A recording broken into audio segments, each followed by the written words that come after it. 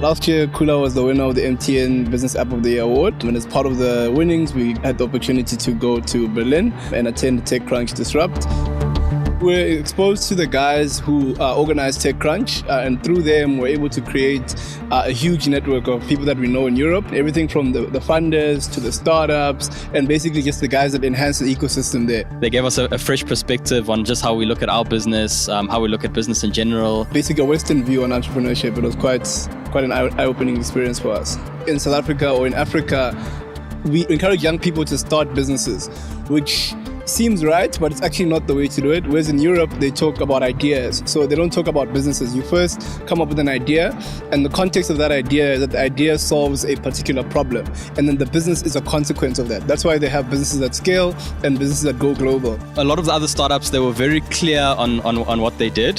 So if a startup was the number one browser app in the world, they were very clear that that's exactly what they were doing.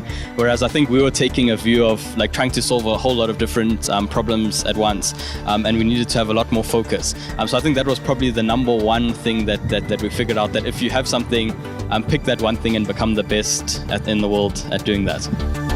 Kula really went in blind. I think we've done a lot of media in South Africa that doesn't necessarily go overseas. So it's almost like you're going into a completely new market where nobody knows you and you just have to knock on doors.